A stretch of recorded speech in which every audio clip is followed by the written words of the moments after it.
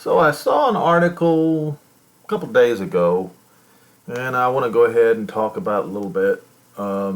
Boris Johnson, as you might know by now, the Prime Minister of Great Britain, has submitted his resignation, whatever that means. He's going to stay on until they find a replacement Prime Minister. But he said something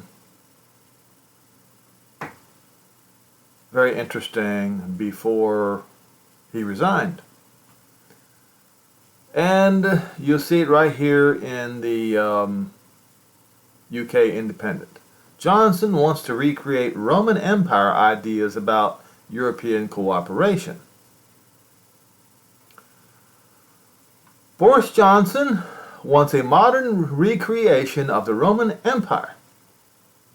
Now, I have spent the last 8 years refuting the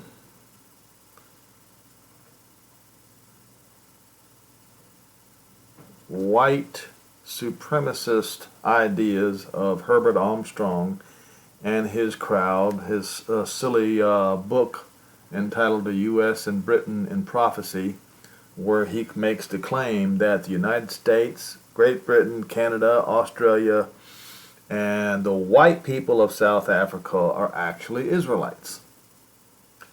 And I have proven over and over and over again, then that idea runs counter to the truth, where all Israel would be scattered among the Gentiles, among every group of Gentiles, and would be gathered out of the Gentiles in the coming tribulation. He, just like all the other Christians, claim that Israel is going to suffer the great tribulation in the last days. That's absolutely false. The Gentiles are going to suffer the great tribulation in the last days because Israel already suffered theirs. Jerusalem already suffered its tribulation on the year 70 on the Roman calendar. And I have hundreds of times proven it in these videos of mine. I have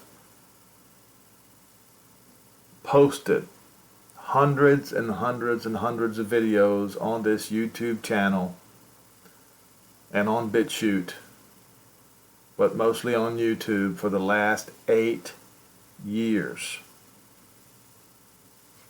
since 2014.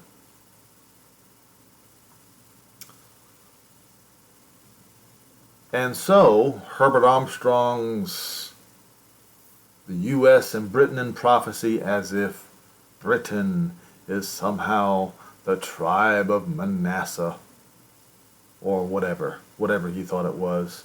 They are Romans. They think like Romans, they act like Romans, they want to be Romans. Boris Johnson wants a modern recreation of the Roman Empire as a way of achieving cooperation between Europe and its neighbors. The Prime Minister set out his vision of a partnership that included Turkey and North African states as an alternative plan to Emmanuel Macron's idea of a European political community. Mr. Macron said the Prime Minister was interested in his political community vision when the pair met at the G7 summit in Germany, but Mr. Johnson said he wanted a wider grouping. The French president wants his political community to allow the EU to force closer ties with non-members such as the UK and the nations of the Western Balkans. I want you to listen very carefully. There's a word in here that's going to make those who are astute in Bible studies, raise your antennas. It's going to raise your antennas, folks. But Mr. Johnson told reporters accompanying him at the NATO summit in Madrid He had a vision based upon the Roman Mare Nostrum. What is that? It is the sea. And we're going to go into that in just a minute in the book of Isaiah and in the book of Ezekiel 39.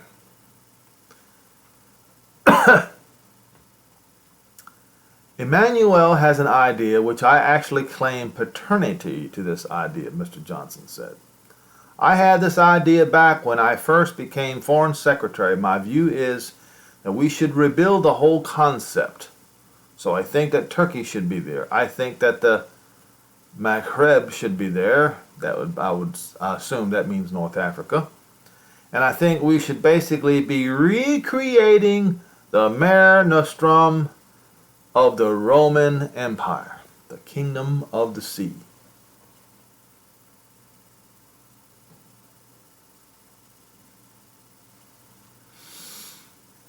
That's basically what I think. Of course, Ukraine, Turkey, Maghreb, there's got to be a role for all of us in a wider conversation about issues that affect all of us.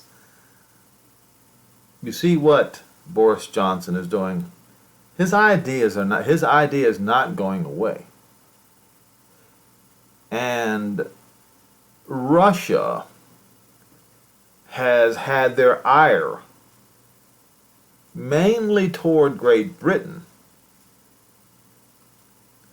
because they were the ones who are pushing for help for Ukraine the most. So we see now what Boris Johnson's ideas were, and they're not going away because he has a boss.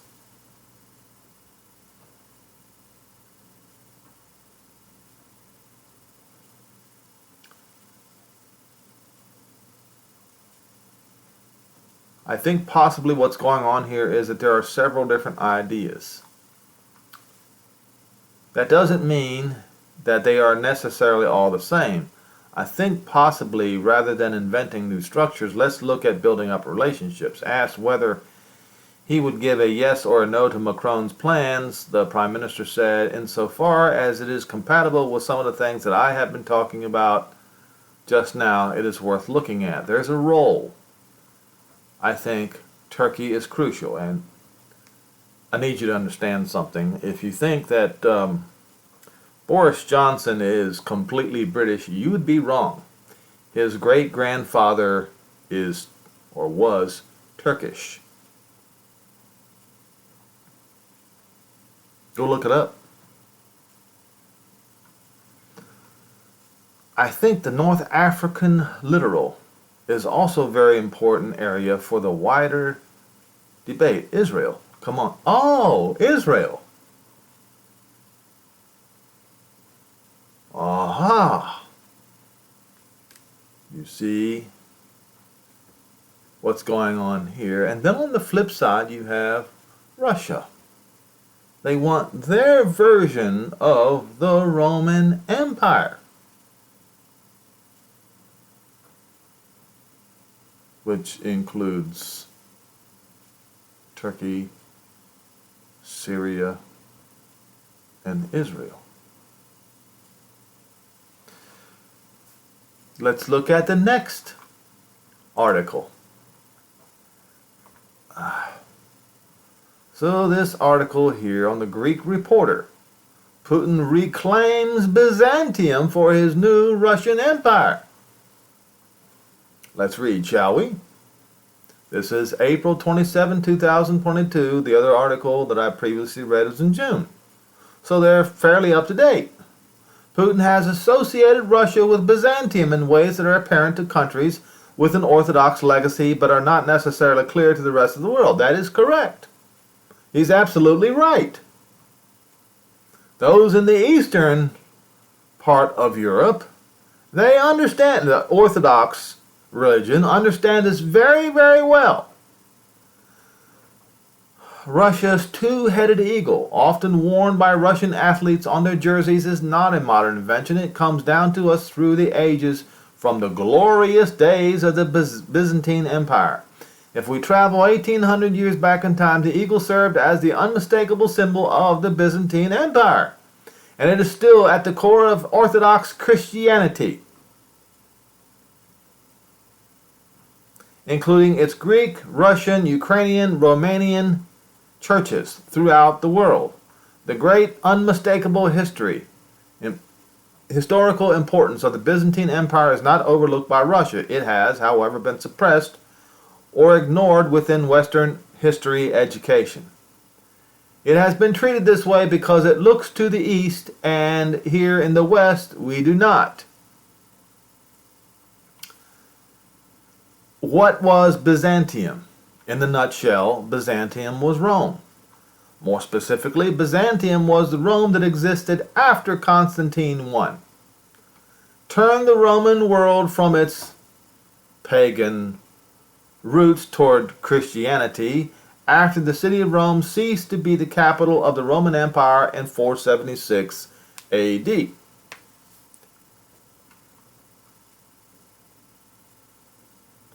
Byzantium was an ancient Greek city that was rebuilt from its very foundations and became an imperial capital under Constantine I. At that time, the Roman Empire extended from the Atlantic Ocean across the entirety of the Mediterranean Sea, and from the Atlantic Ocean, specifically speaking of Great Britain, including what is today northern Africa, the Middle East, Turkey, the Eastern and Western Europe, reaching to the shores of the Black Sea.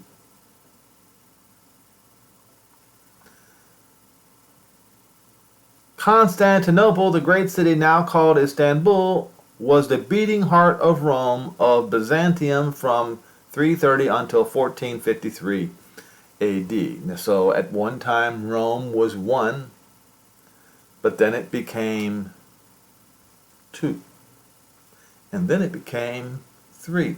That's all written in the book of Revelation. So Putin wants to make Russia the new Byzantium. Why would Russian athletes want to wear Byzantine eagles on the crest of the uniform? Simply put, Russia wants to be the third Rome. Moscow is the third Rome. I have gone over this many, many times. Just all you got to do is type in third Rome. Right? Watch this. Refers to the doctrine that Russia, or specifically Moscow, succeeded Rome and Byzantium Rome as the ultimate center of true Christianity and of the Roman Empire. It's just as simple as that. Okay?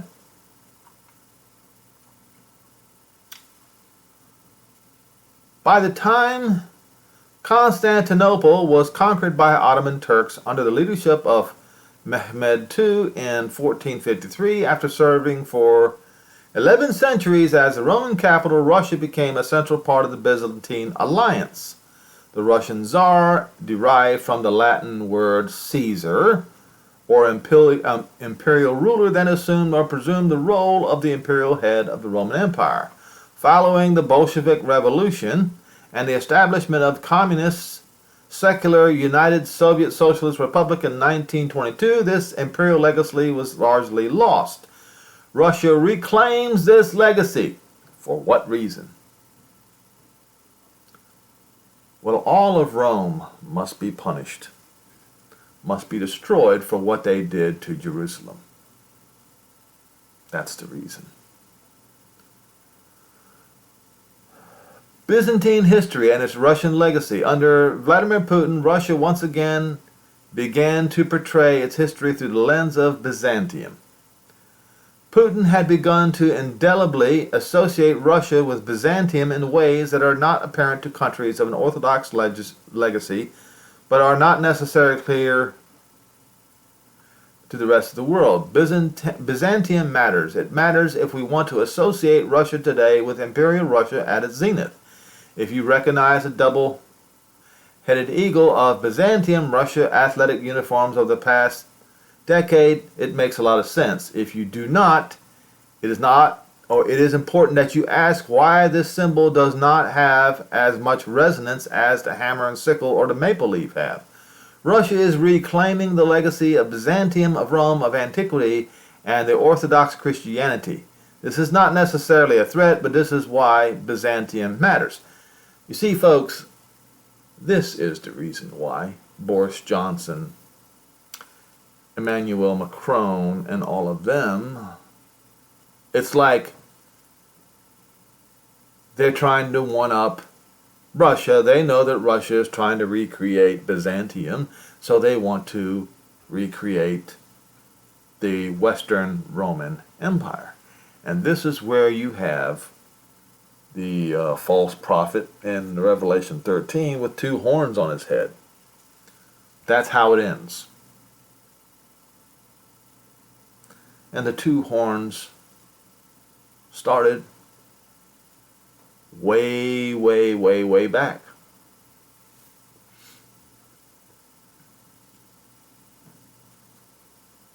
So the false prophet is two kingdoms. A horn is a kingdom. Let me show you. Definition.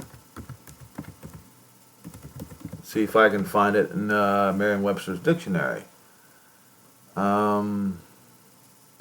They probably don't have it. More definitions. Let's see.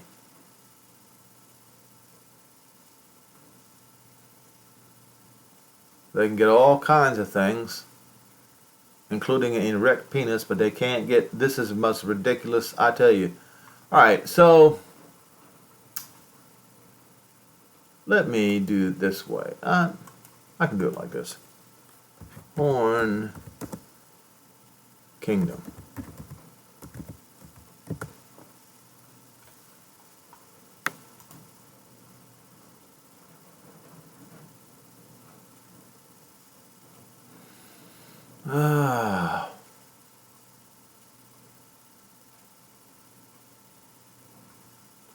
Why is they put, what is,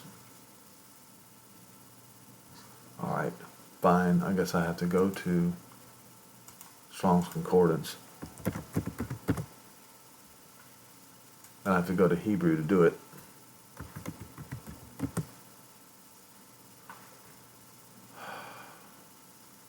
We'll go to Daniel 7 and verse 8.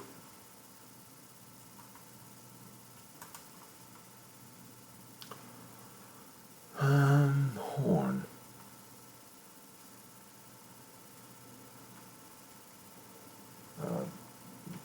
Okay.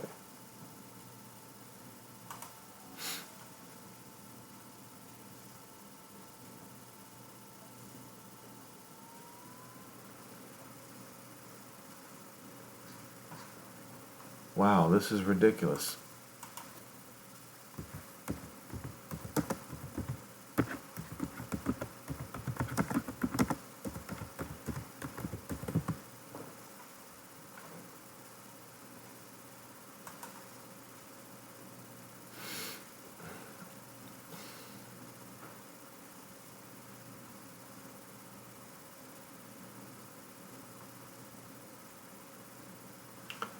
Okay, probably the best way I could point this out to you is the horns of Daniel 8 then.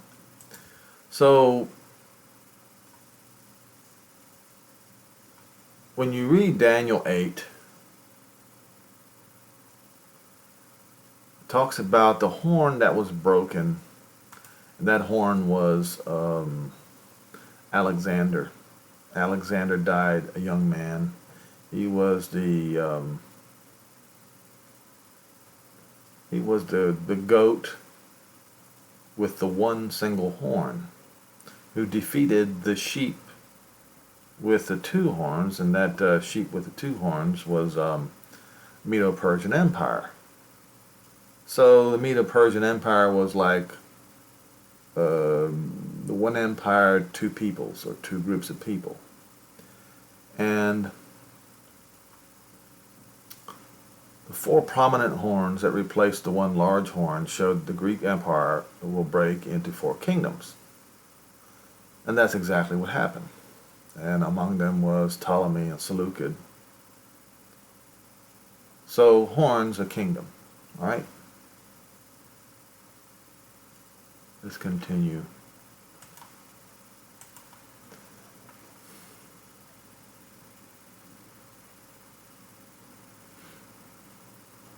As a teacher educator, a member of the Ontario College of Teachers, and Associate Dean of Graduate Studies and Research at Queen's University, I strongly believe this history matters. Well, of course it does.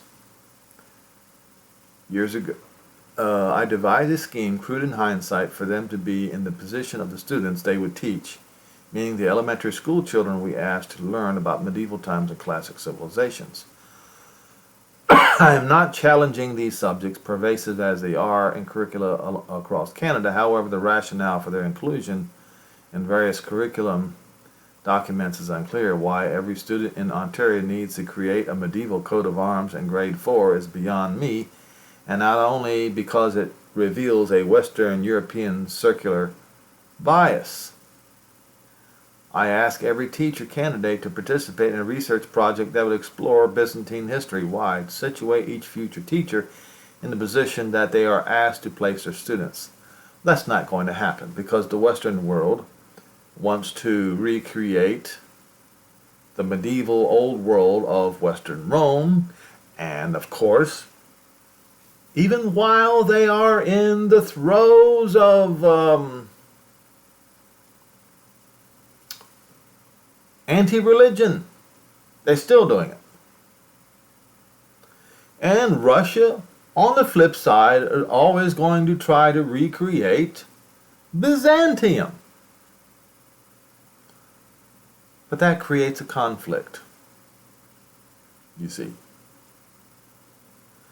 And I've showed you also hundreds of times that when the last days come, that the nations, the Gentiles, are going to be fighting against each other, launching nukes at each other. I've provided you scriptural proof.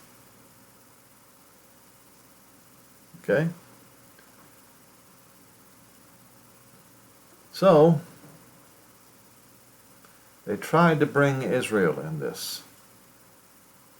Let me tell you what's going to happen when they try to bring Israel into their Roman sphere once again. Isaiah 60.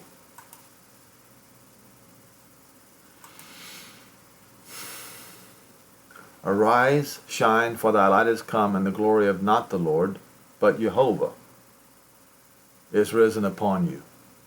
Darkness shall cover the land, the earth, and gross darkness the people. Which people?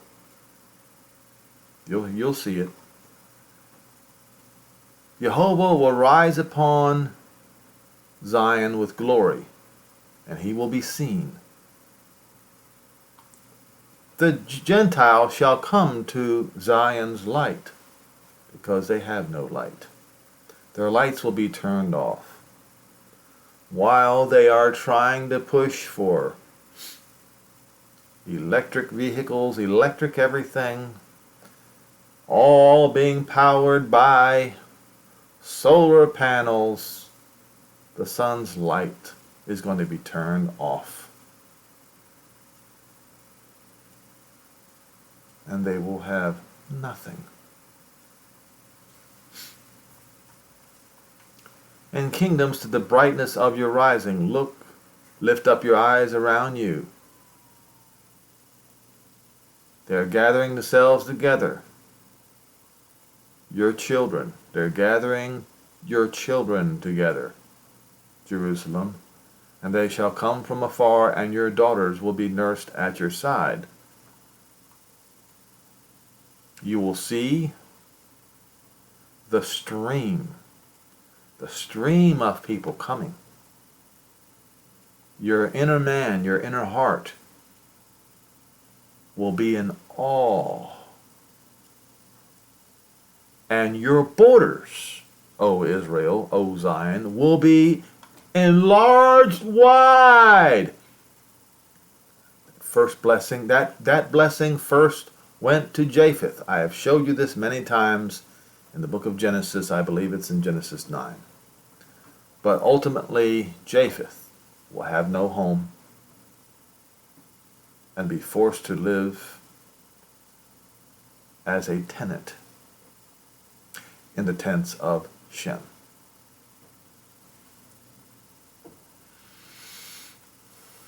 Your boundaries will be enlarged because the murmuring, the great huge crowd of the what? The sea.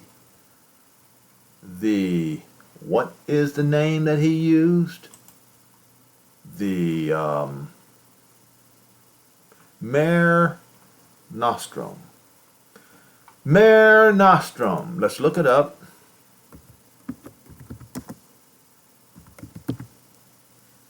Let's see what it means. The sea. A navigable body of water such as a sea that belongs to a single nation or is mutually shared by two or more nations. He is speaking of the Mediterranean Sea, the Roman Empire. That's what Boris Johnson was speaking of, but we read in Isaiah 60 the murmuring crowds of the sea, the yam, not shall be converted, but no, hafak means to be overturned, to be overthrown, overthrew, overthrow, overthrown. They all want to go back to the glory days of either the Roman Empire of the 10 kingdoms of the West or Byzantium. But the two horns of the prophet, the false prophet, are going to be overthrown.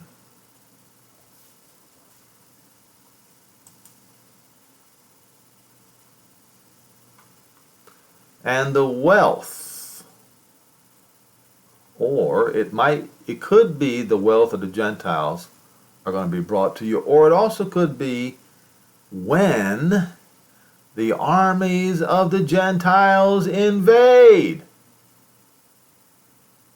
So they're going to be overthrown when the armies of the Gentiles come in to invade? Very possibly. Verse 8, though it's not brandish, I don't know why they put brandish in there. You can see it, you can look it up and see it for yourself. To fly. Well, how are they going to fly? So who's going to fly as doves to their windows? The coastlands of the Mediterranean Sea are going to have to wait because the ships of Tarshish come first. Ships of Tarshish went to the Americas, North, Central, and South America. That is where the vast majority of Israel is. But let's make this one thing abundantly clear. The United States is not Israel. Central America is not Israel. South America is not Israel. The vast majority of the populations of those countries are Gentiles. Therefore, they are Gentile countries.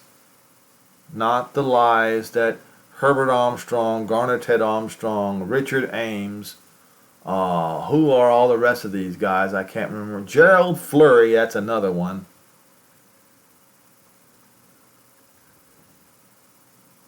And it was one of the members of Gerald Flurry's group that threatened, that wanted to shoot both me and my dad with a shotgun.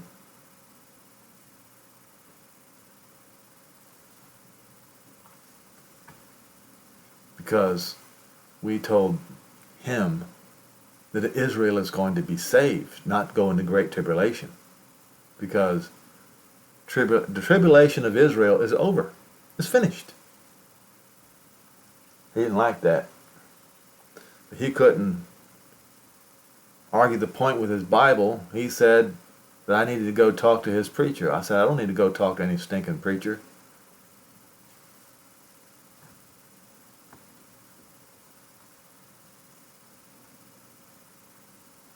To bring your sons from far away. Fly? To fly in the clouds like doves to the windows. Fly in what? The ships of Tarshish. Now, a pilot, an airline pilot, he knows that the definition of an airplane, an airliner, is a ship. It's time that the rest of you get yourself educated as well. To bring your sons from far away, and gold and silver with them. They're not going to be left penniless, dumped out there on the tarmac of the airport, like was done when Iraq and other Muslim countries did when Israel was declared a state. They left the Jews with nothing but the clothes on their back and stole all their money and all their properties. Well, that's all going to be given back. Because the tents of Israel, the tents of Jerusalem is going to be widened. I just proved that to you right here in this particular passage. They're going to bring their gold and silver with them unto Shem Yehovah.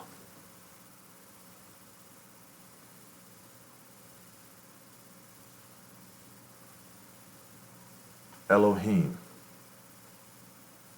the Kadosh of Israel, to glorify, to beautify. And the sons of the strangers, the Gentiles, will build up your walls. Back when Donald Trump was president, he claimed that the Mexicans is going to build up the wall between Mexico and the United States. Well, that didn't happen. But I tell you what is going to happen. The Gentiles are going to build the walls of Jerusalem and of Israel, and their king shall be servants. For in my wrath I smote you, but in my favor I will now have mercy upon you. Yes, the poor fellow who was a follower of Gerald Fleury, who could not read the Bible by himself and come to correct conclusions, could not believe that this was going to happen, even though it's written right here. He believed a lie just like all other Christians do. The gates of Jerusalem will be open continually, and they shall not be shut neither day nor night, so that men may bring the wealth of the Gentiles. All that gold that's in Fort Knox, it's all going to be emptied. It's going to be brought to Jerusalem. All of Russia's gold is going to be brought to Jerusalem. All the gold and silver of Great Britain, all the Arab countries, all are going to have to bring their gold. Why? I'll show you why.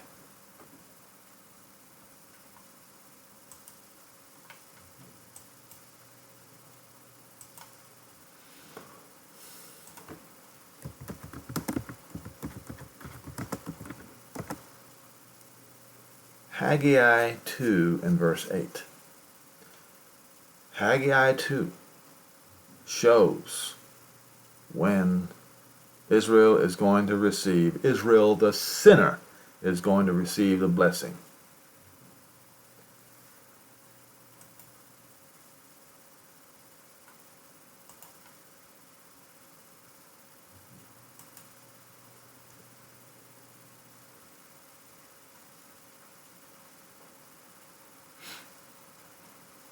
We'll start in Verse 5, for Jehovah says, or Jehovah of hosts says, 1, in a few, in time, I will shake the heavens and the earth. That is the time of the end. And the sea, that's the Mediterranean Sea, and the dry ground, and I will shake all the Gentiles. And the desire, that's all the good things that the Gentiles have, the good things of the Gentiles are going to come. And he's going to fill this house with glory, says Jehovah of hosts. Because the silver is mine and the gold is mine, says Jehovah of hosts.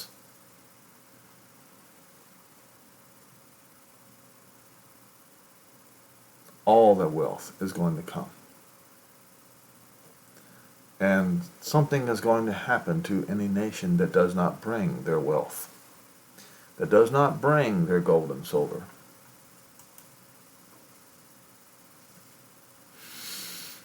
Because the nation, the Goy, and the kingdom that will not serve you shall perish. Yes, those Gentiles, those Goy, those nations will be utterly wasted. Decay, decay. They will rot to the ground. And you can see in Zechariah 14 how they're going to be rotting while they are standing. Verse 14, the sons of those who afflicted you will come bending unto you, and those that despised you, Jerusalem, shall bow down at the soles of your feet. Those people who worship the star of Chian. The star of Chian. Let me show you the star of Chian. It is the 8-pointed star of Ishtar. Are you ready?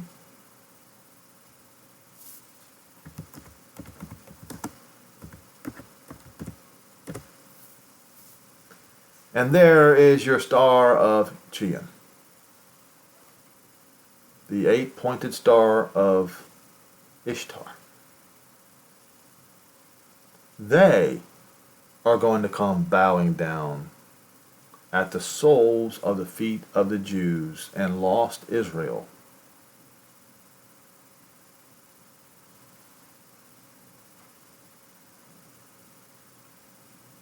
One, two, three, four, five, six, 7, 8.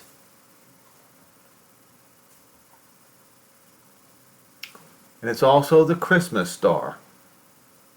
8 points.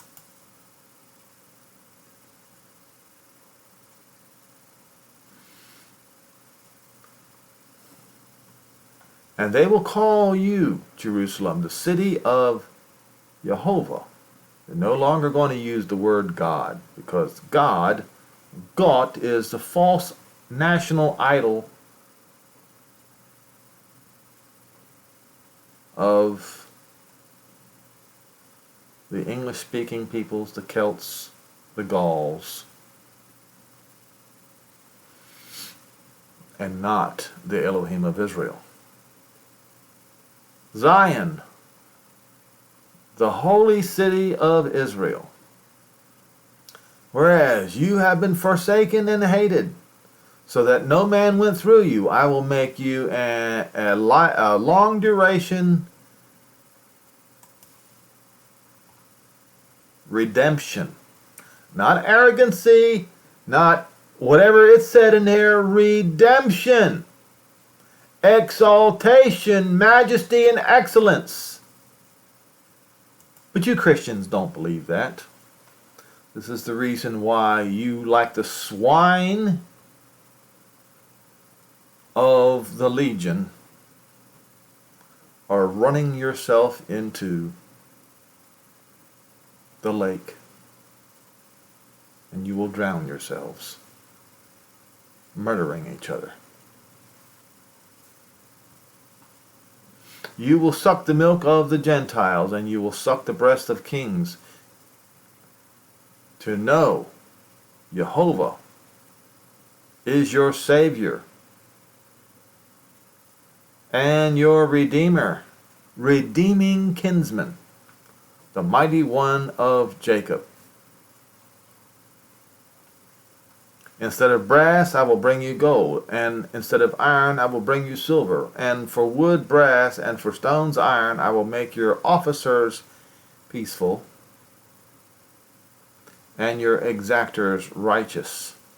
Violence shall no more be heard in your land, wasting nor destruction within your borders. But you shall call your walls Yeshua.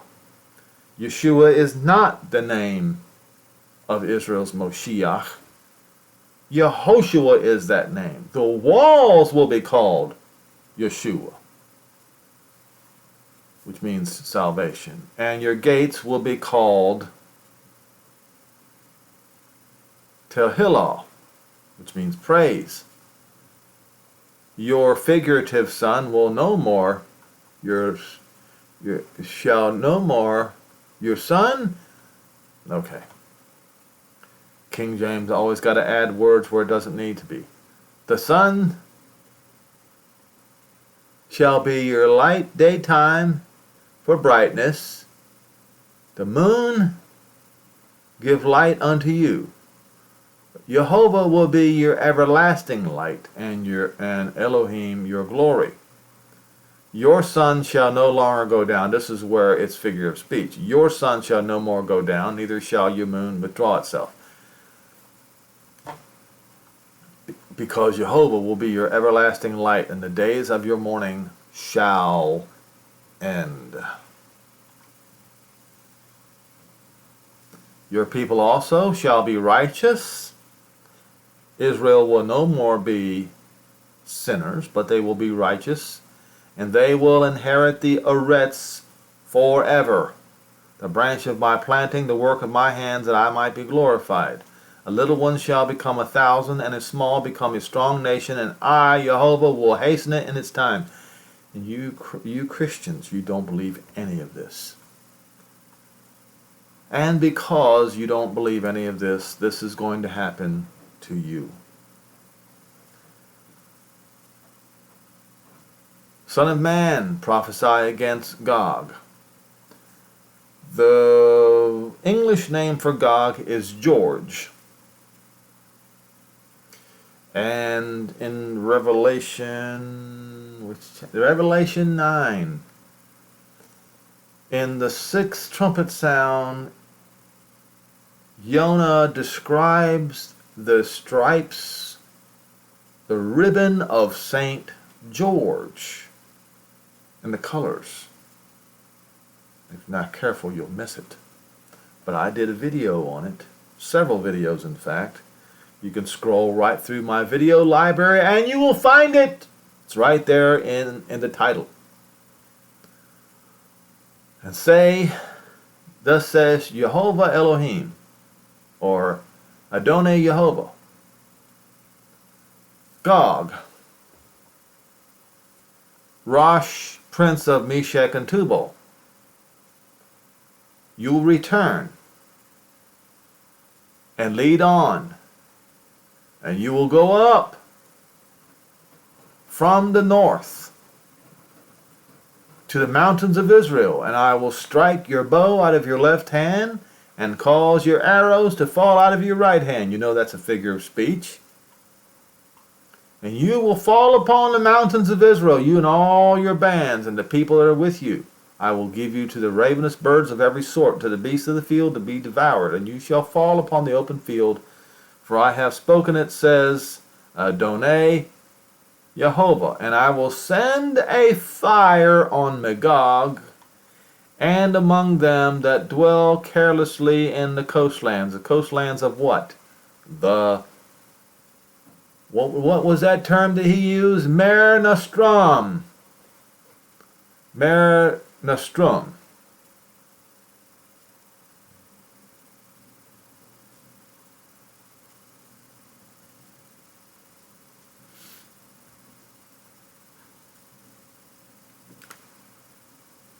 These two horns, east and west, want to revive their greatness, their glory one more time. But it is not to be. It's over. I've proven it to you that it's over. Over and over and over and over again, I have proven to you in my videos that it's over.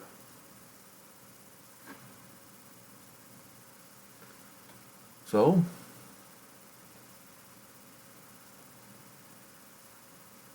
we are at the point, almost at the point of no return. Russia has announced to Lithuania and the EU that it's only going to be a few more days, and they're going to do something about Lithuania blocking the railroad to their enclave in I forgot the name of that place. Those of you who've been following it, you know what I mean. You can just look it up, Lithuania blocking railroad.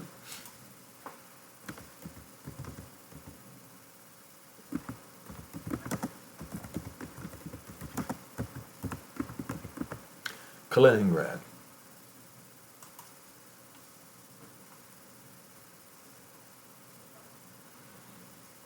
Now, they've threatened Lithuania over this, and Lithuania is not backing down.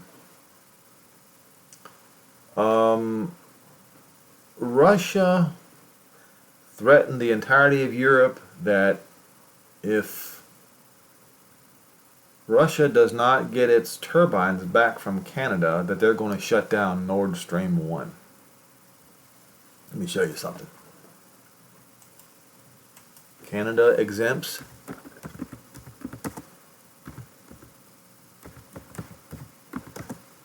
Russian turbines.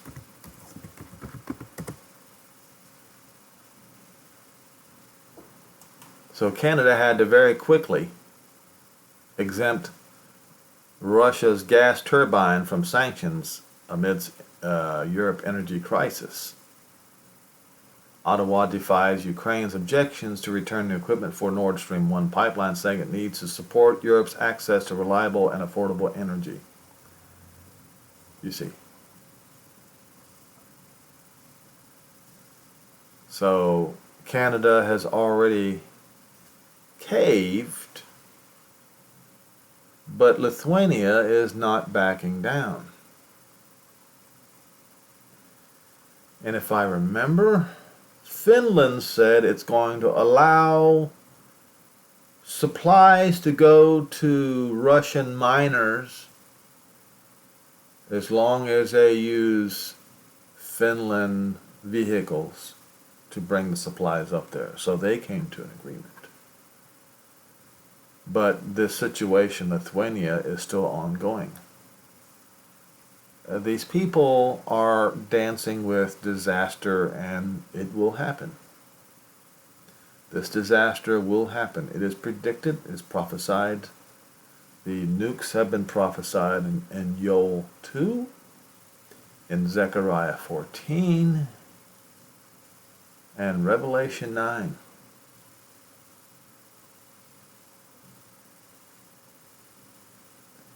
All three literally describe either the nukes themselves or the effects thereof.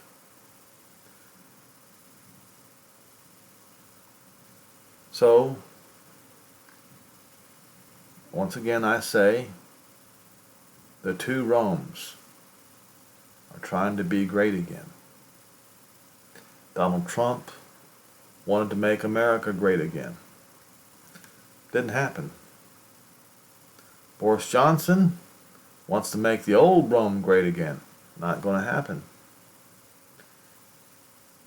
Vladimir Putin wants the Byzantine Rome to be great again. Not going to happen. So I say to one and I say to all, MIGA, make Israel great again. That, friends, is going to happen. It is a guarantee built into all the words of the prophets.